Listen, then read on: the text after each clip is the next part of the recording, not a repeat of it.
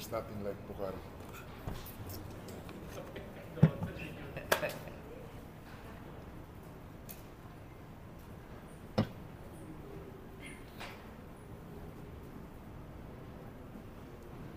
Ay, naku, big boy. What am I gonna do without you? Welcome to our post-game press conference. We're joined by our player of the game, Mark Marler, winning coach George Gallo. Coach, I'll start with you. First game of the conference, it was a tight game, just a 4-point win against Phoenix. Just your comment on how this game was played out. Even at the last minute, Phoenix had a chance to send it to overtime, and how your players executed. Well, now this is kasi our first game, so kasi we rested since all Filipinos, so we were kind of rusty, but in the end the guys just wanted to win, and then they just placed extra effort, especially in the last 5 minutes when Phoenix was trying to catch up. So they just played really hard going to the last 5 minutes of the ball game, which let us win. That gave us the victory today. Coach, I think less than 2 minutes of the game, up by 1 lang kayo until CJ Perez made that 4-point shot. How big was that, and the overall factor of this 4-point shot? Yeah, it definitely lifted us. It gave us a stronger spirit going down on defense, kasi medyo we weren't pressured because if CJ missed that, we would be down by 1, so yung pressure will be there, trying to stop them. So that CJ hit that big shot at the right time, and about the 4-point shot, it really makes the game exciting. So if you're down by 4, as what I said, if you're down by 4, last 10 or 8 seconds, you still have a chance to tie the ball game. Thank you, Coach George. Now, Jumar, so far this conference, going unang local to be named as best player of the game. 37 points, 24 rebounds. First half, hindi pa masyadong gumagawa yung effort nyo. Pero ikaw, yung umarga sa team na to. Just talk about this role that you're playing in this conference. Una-una, papasalamat kami kagad na wala na injury sa game na to. Maganda yung pasahan namin ng bola, maganda yung execution namin. May mga tira kami na hindi lang pumapasok, pero maganda naman yung pasahan namin. Maganda yung execution namin, konting lapses. Pero yung import namin, sobrang sobrang galing niya. Hindi siya yung flashy na import, pero sobrang effective niya. Yun yung kailangan namin.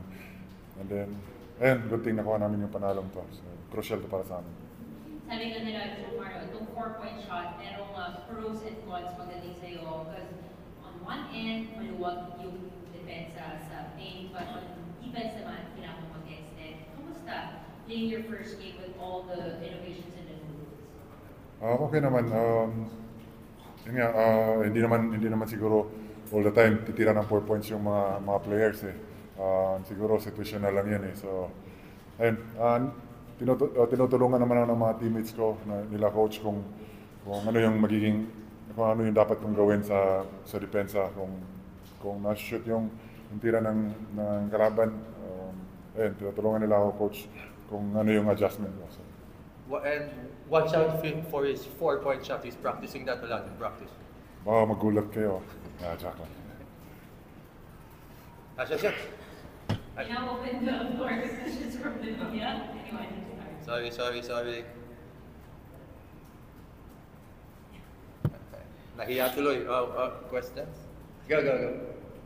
For June. Coach, also, CK also played well. Sorry? CK, 4-point shot na, was that an opportunity? Kung may chance pa, I think he took that shot kasi sa dying seconds pa lang ng game. I think it was the last 5 to 4 seconds. So he had the shot. And anyway, as what I said, sina Junmar, sina CCJ, they also practice that in practice, so it's nothing new to them.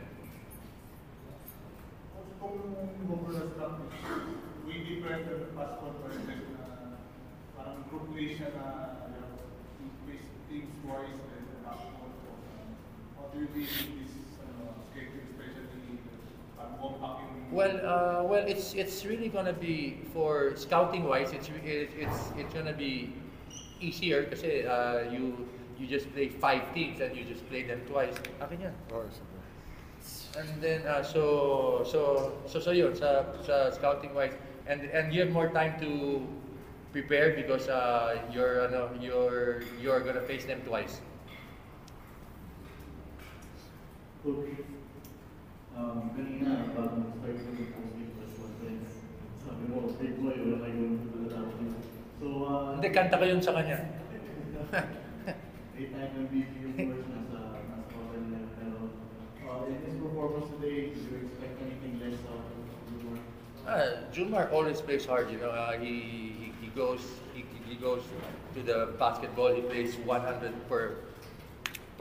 and that's what's good about him. And all of his achievements are coming from all of that. That's what Junmar told me. Talent without hard work, there's no talent.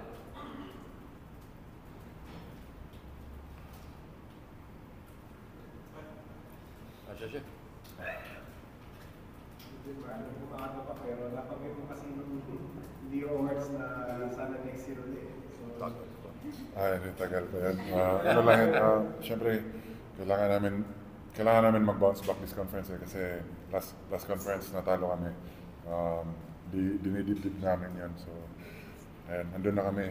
Muntik na kami manalo pero natalo kami. So, bagong conference, bagong season. So, same goal pa rin. Makaabot sa finals and then makuha yung championship sana. So, yan. Sabi nga ni Coach, one game at a time muna, ladder by ladder. So, ayun, gagawin namin yun. And that's it for our post-game press conference. Great. Pag-greeting mo, ano? Go ahead. So, binabati kayo, Mama, Papa, Jay, Vance, Cham Kindra, BBCU, Atty. Senso and family, sa